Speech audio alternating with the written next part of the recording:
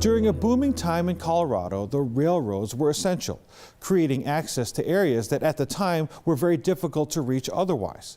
But this part of Colorado history can be lost over time.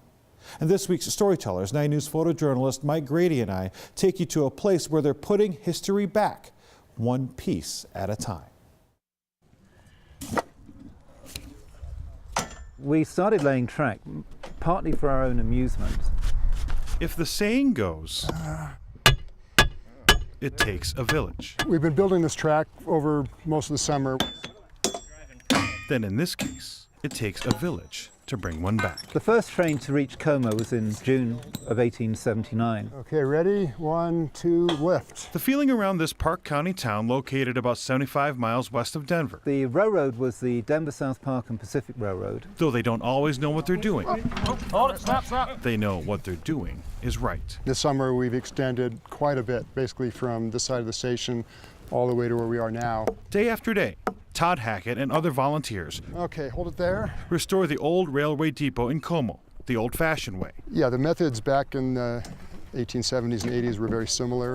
No, we're going to put it on there properly. While David Tompkins works to bring the depot back from the dead. Well, originally it was just really to set the scene, because for many, many years people didn't know what this building was, apart from being a shed that looked like it was going to fall down. This is the type of town where there are clearly more cows than people. Well, there's only 14 of us year-round, and actually that's going to go down to 12 soon. But it is an area rich in history.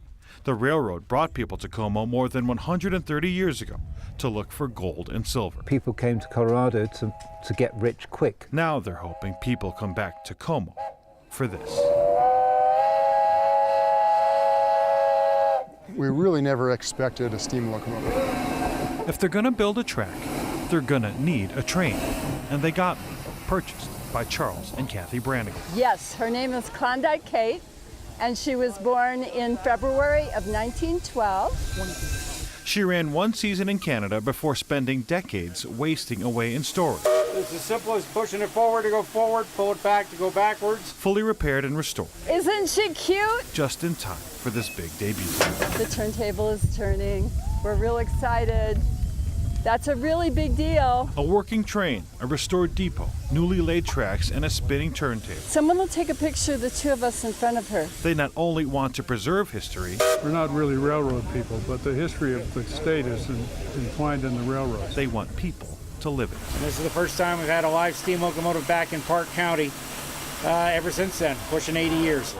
The return of the Como Depot, He's a genuine Colorado Depot security dog. thanks to people who wanted to give a village.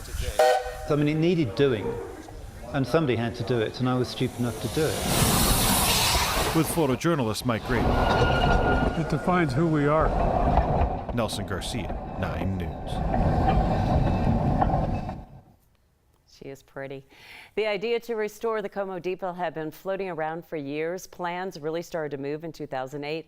And even though, as they mentioned, the town of Como is about a dozen or so, the project has had hundreds of volunteers over the years, especially folks associated with Denver, South Park, and Pacific Historical Society.